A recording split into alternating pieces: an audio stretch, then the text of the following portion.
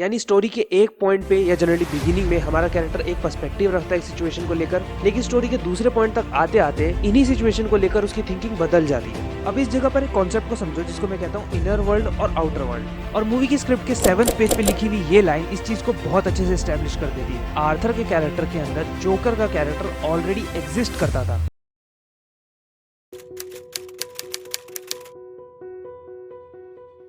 तो देखो, सबसे पहली बात, इस वीडियो के अंदर मैं जोकर 2 को डिस्कस नहीं करने वाला हूँ। हिम्मत नहीं हो रहा है कहा, गाड़ फाट गई। जोकर के फर्स्ट पार्ट पे जो मैं वीडियो बना रहा था उसको मैं सेकंड पार्ट के रिलीज होने से पहले ही अपलोड कर देना चाहता था, लेकिन मुझे मेरी पिछली वीडियो बनाने में इतना टाइम लग गया कि मैं उस वीडियो को सेकंड पार्ट की रिलीज होने से पहले कंप्लीट कर ही नहीं पाया। और जब सेकंड पार्ट रिलीज हुई तो मैंने कहा देख लेते हैं, हो सकता है मुझे बस फर्स्ट पार्ट में थोड़े बहुत ही चेंजेस करने पड़े। लेकिन जोकर 2 को देखने के बाद मैं समझ गया था कि थोड़े बहुत चेंजेस से काम नहीं चलेगा, मुझे ये सब फिर करना पड़ेगा। कोई बात नहीं, हम तो चूतिए हैं, दोबारा ट्राई करेंगे। और क्या बहस और कोई काम है हम पे। सो ऑल इन ऑल इस वीडियो के अंदर मैं सिर्फ फर्स्ट पार्ट को डिस्कस करूंगा और उसमें से भी सिर्फ आर्थर और जोकर के कैरेक्टर को, यानी उसकी साइकोटिक बिहेवियर, उसका ट्रांसफॉर्मेशन और बाकी सारी चीजों पे थोड़ा फोकस कम करूंगा। और जोकर 2 को इस वीडियो के अगले पार्ट में डिस्कस करेंगे तुम्हारे और मेरे ओपिनियंस के साथ। तो मैं KMKS तुमको लेकर चलता हूँ इस जर्नी पर बिना किसी देर के।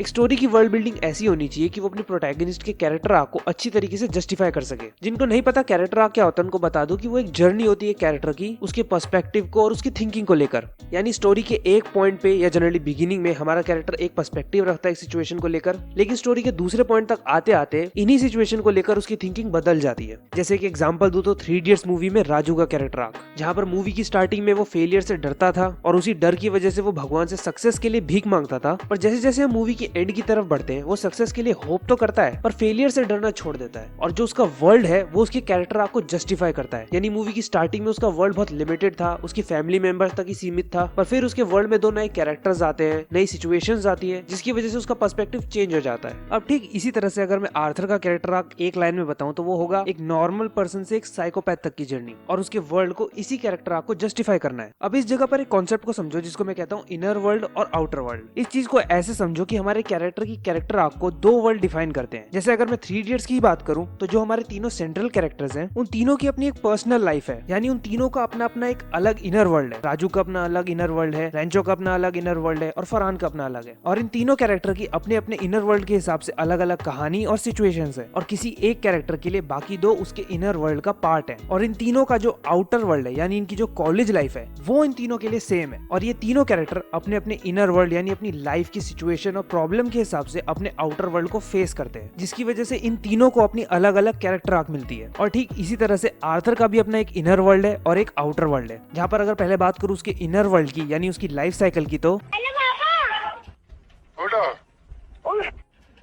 साइकिल की तो माँ चूक गई यार। वो आगे का मुझे टायर टूट गया, ऊपर का इंजन टूट गया, पीछे का टायर टूट गया। This pretty much sums up Arthur's life in one sentence, है ना? क्योंकि सच में उसके इनर वर्ल्ड में बिल्कुल केओस मचा हुआ है। ना उसका कोई दोस्त है, ना उसकी जॉब ठीक से चल रही है, उसकी मेंटल हेल्थ खराब है, साथ साथ मेडिकेशन पर है, कुछ अच्छा करने जाता है तो काम बिगड़ जाता है, सिर्फ अपने काम से काम रखता है तब भी काम बिगड़ जाता है। और फिर ऐसे में आता है उसका आउटर वर्ल्ड यानी आर्थर का शहर और उसका इन्वायरमेंट, और उसकी भी सिमिलर हालत है। यानी गार्बेज स्ट्राइक चल रही है, लोग फ्रेंडली नहीं है, जगह जगह कूड़ा पड़ा है, क्राइम रेट बढ़ रहा है। और अगर बहुत ही बेसिक तरीके से देखें तो इसी इनर वर्ल्ड और आउटर वर्ल्ड के कॉन्फ्लिक्ट से हमें वो कैरेक्टर आर्क मिलती है जो कि एक नॉर्मल पर्सन को साइकोटिक बना देती है, और हमें वो कैरेक्टर आर्क जस्टिफाइड भी लगती है। पर क्या सिर्फ इनर वर्ल्ड और आउटर वर्ल्ड ही कैरेक्टर आर्क को जस्टिफाइड फील करवाता है? तो सिंपल सा जवाब होगा नहीं, ऐसा नहीं है। यानी मैं अगर एज अ राइटर सोचूं तो मैं किसी कैरेक्टर का एक ऐसा वर्ल्ड बना सकता हूं जिसमें केओस मचा हुआ है, उस कैरेक्टर को एक ऐसी लाइफ दे सकता हूं जिसमें केओस मचा हुआ है, पर फिर भी उसका कैरेक्टर आर्क अलग होगा। यानी हमारा कैरेक्टर आर्क सिर्फ इनर वर्ल्ड, आउटर वर्ल्ड और उसकी कॉन्फ्लिक्ट पे ही नहीं, इन सभी चीजों के कैरेक्टराइजेशन पे भी डिपेंड करता है। इस चीज के लिए मैं तुम्हें आर्थर के कैरेक्टर को अब थोड़ा डीप में समझाता हूँ। तो सबसे पहली चीज आती है कि कैसे आर्थर का कैरेक्टर इस वर्ल्ड के बाकी कैरेक्टर से अलग है,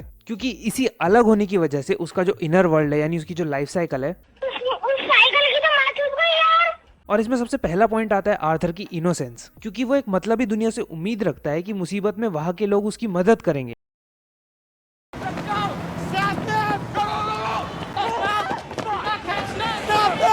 अपनी माँ की बताई हुई एक झूठी कहानी के ऊपर अपनी वो पूरी लाइफ बसा देता है।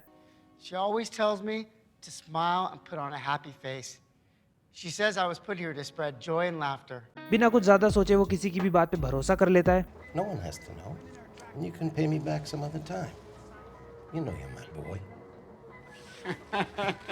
और आर्थर की इसी इनोसेंस के साथ आता है उसका डिल्यूजन। देखो, डिल्यूजन और इनोसेंस एक साइकोटिक बिहेवियर में स्ट्रॉन्ग कनेक्शन रखते हैं। जैसे कि एक नॉर्मल पर्सन किसी कैरेक्टर को प्ले कर रहे एक्टर को देख के उसे अपना सेलिब्रिटी क्रश मान लेता है, या किसी स्पोर्ट्स पर्सन को देख के उसे अपना आइडल मान लेता है, जबकि वो बहुत अच्छे से जानता है कि शायद वो कभी उस सेलिब्रिटी से मिले या कभी ना भी मिले। इन सब के बावजूद वो सेलिब्रिटी उसकी लाइफ में एक इंपॉर्टेंस रखता है, और ये उस नॉर्मल पर्सन की इनोसेंस है। लेकिन वो ये भी जानता है कि मेरे जैसे लाखों करोड़ों हैं और मैं उन लाखों करोड़ों में से एक हूँ। उस सेलिब्रिटी की लाइफ में मेरे अकेले का दूर दूर तक कोई एग्जिस्टेंस नहीं है। यानी उस नॉर्मल पर्सन को अपनी रियलिटी का भी अंदाजा है, और यही रियलाइजेशन आर्थर में मिसिंग है। क्योंकि मरी उसके लिए एक ऐसा सेलिब्रिटी है जिसको उसने टीवी पे ही देखा है। उसको नहीं पता वो कभी उससे मिलेगा या नहीं मिलेगा, पर फिर भी वो उसे एज अ फादर फिगर देखता है, और ये आर्थर की इनोसेंस है। लेकिन उसका ये मान लेना कि अपने हजारों लाखों फॉलोअर्स की भीड़ में से मरी उसे चुन लेगा।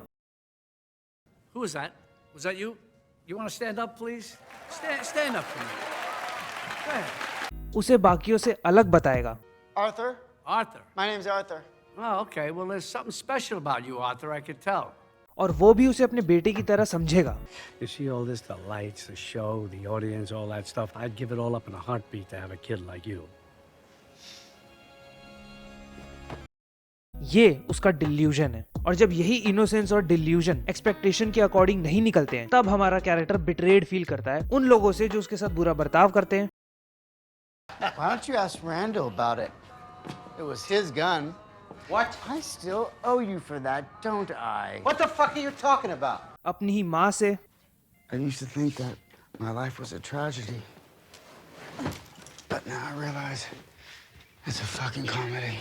और उस आइडल से जिससे वो कभी नहीं मिला। Playing my video.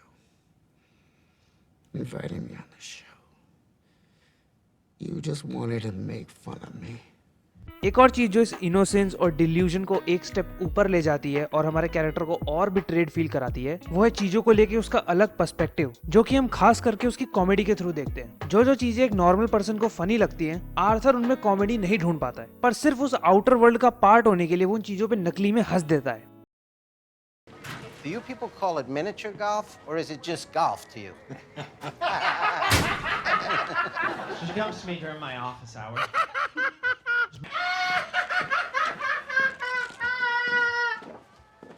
प्लस जब आर्थर अपना पहला स्टैंड अप शो करता है, तब वहाँ पे उसके दो डिल्यूजन चल रहे होते हैं। पहला कि सोफी उसका शो देख रही है, और दूसरा कि लोग उसके जोक्स पे हंस रहे हैं। Smile, though your heart is aching. Smile.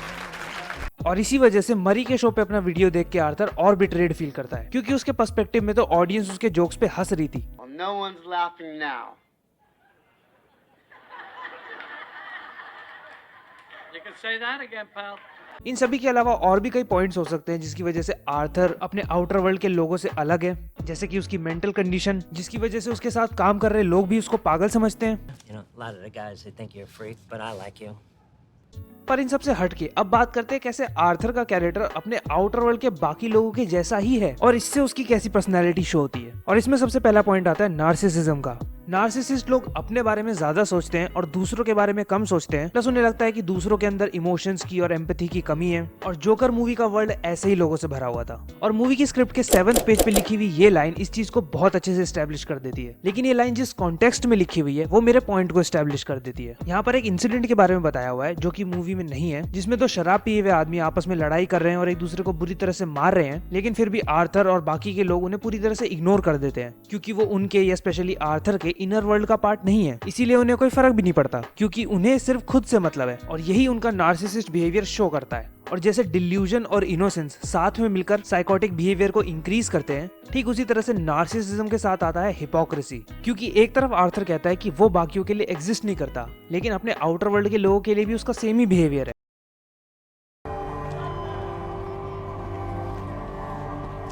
वो चाहता है कि जब वो मुसीबत में हो तो लोग उसकी मदद करें, पर जब उसके हाथ में होता है किसी की मदद करना, तब वो नहीं करता। जैसा कि हमने वो ट्रेन सीक्वेंस वाले सीन में देखा था, जब वो 3 वॉल स्ट्रीट के बंदे एक लड़की को परेशान करते हैं, तब आर्थर उसकी मदद नहीं करता, वो बस चुपचाप बैठे देखता है। एक तरफ वो ये कहता है कि बाहर जो जोकर के नाम पे प्रोटेस्ट हो रहे हैं वो उन चीजों में नहीं मानता, mean, are you part of the protest? Or? No. No, I don't believe in any of that. पर वो अपने डिल्यूजन में खुद एज सोफी इस चीज को सही ठहराता है। I think the guy that did it is a hero. जो आम लोगों के हालात है उस पर वो उनकी आवाज भी बनता है। Everybody just yells and screams at each other. You think men like Thomas Wayne ever think what it's like to be someone like me? पर खुद इन्हीं हालातों पे कॉमेडी भी करता है। It's the police, ma'am. Your son's been hit by a drunk driver. He's dead. In fact ये जो लाइन है I hope my death makes more sense than my life, ये आर्थर ने एज अ जोक लिखी थी, एक ऐसे शख्स की कहानी बताते हुए जो कि मर रहा है पर उस पर ध्यान देने की बजाय लोग उसके सामने से गुजर रहे हैं, और फिर ये सेम एग्जाम्पल वो खुद के लिए यूज करता है पर अपना दर्द बताते हुए। If it was me dying on the sidewalk, you'd walk right over me. I pass you every day and you don't notice me. अब इन दोनों चीजों को, यानी आर्थर कैसे बाकियों से अलग है और आर्थर कैसे बाकियों की तरह ही है, इसको ऐसे देखो कि आर्थर के कैरेक्टर के अंदर जोकर का कैरेक्टर ऑलरेडी एग्जिस्ट करता था, बस वो अपने ईगो की वजह से इस चीज को एक्सेप्ट नहीं करता। पर जो उसका इनर वर्ल्ड और आउटर वर्ल्ड का कॉन्फ्लिक्ट है, ऐसी ऐसी सिचुएशन लेके आता है उसके लिए, इतने बिट्रेयल मिलते हैं जो उसको, वो उसका ईगो उससे दूर कर देते हैं, जिसकी वजह से फाइनली वो अपनी जोकर वाली पर्सनैलिटी को भी एक्सेप्ट करता है और ये भी मान लेता है कि उसे जबरदस्ती अपने आउटर वर्ल्ड का पार्ट होने की कोई जरूरत नहीं है। Do you want to tell it to me?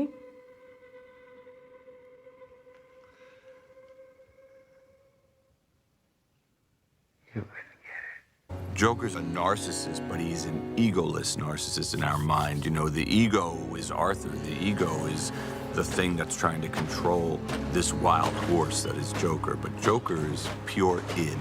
And what happens when you take the mask off, which is kind of a weird flip because actually Joker wears a mask, but the idea, or makeup, but the idea is what happens when you stop living that life and live as the shadow.